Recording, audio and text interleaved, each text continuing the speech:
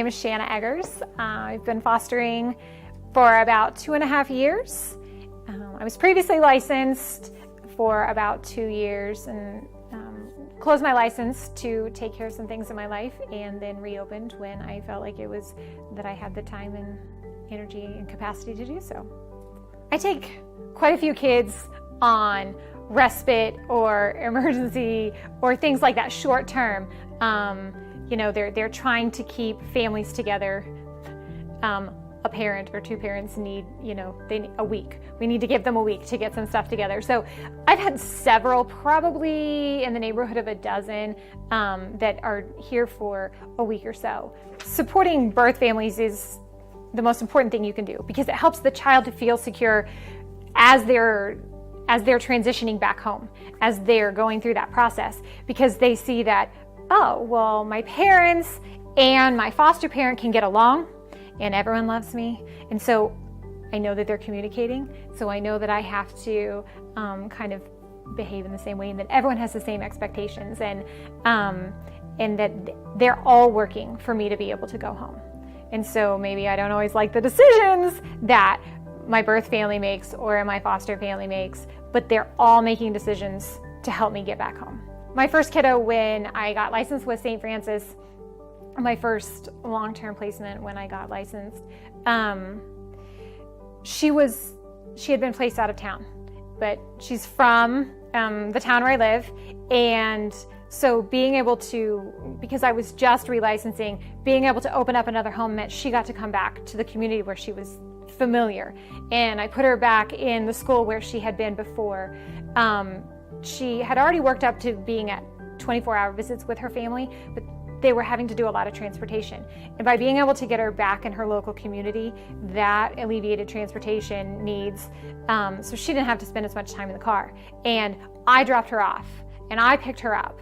And we could communicate about medical needs and, oh, these are the clean clothes and these are the dirty clothes and here's what's coming up. And she was able, as that progressed from 24-hour visits all the way until the time that she reintegrated, there was consistency in, she was able to go to the same school, and she had the same care providers and the same doctor and all of the same things that were in her community that if she had to be far away would not have been nearly as easy, because you go from weekends, then you're in school during the week, and then you go back to family on weekends, and it's much more disjointed. So when kids can stay in their own community and have foster parents and birth parents that live in the same community and can effectively communicate, it's easy to work through things, because I could call them up and be like, hey, she's got this activity. I know your visit time, but she's got this activity. Can we switch something up?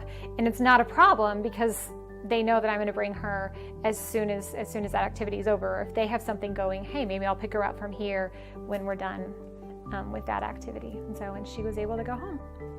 So I had a teen boy. It was completely unexpected. I was anticipating a placement of a brother, a young boy, toddler-aged boy, and the agency knew I was going to be out of town. I was at a KU game and I got a text that said, hey, something has fallen through with where a sibling is supposed to be. Would you take a teenage boy overnight? I said, of course. And so there was a babysitter here when both boys arrived. And then I got home later that night, and they were half brothers, and the brother was, the young child was able to go and live with a relative, but then the teenage boy ended up staying with me for 4.5 months. And so, we went and we got his chameleon. I think it was a chameleon. And so we got the crickets and we fed them, we got the chameleon. And during that time, when I accepted the placement, I knew that there was a premature sibling who was in the hospital. And they had also asked me to take that child, but it was not a situation that I could do. But that child was placed in another home, and I made sure that we were able to make sure that those siblings were able to bond. Otherwise, he would have never known his sister until they were reintegrated, and so I wanted them to be able to build that connection before they were reintegrated. There are a lot of challenges. You have all the challenges that that natural parents have, that, behaviors, and you have logistics and activities and budgetary. You have all of the challenges that a birth family would have. You also have, there are agencies in your house. There's the state in your house. There are extra requirements to document that the child is safe, and that appropriate steps are being taken, that families with their birth children, they don't have to take those steps. So there are extra things that you have to do to be able to assure the state that you are taking proper care of a child.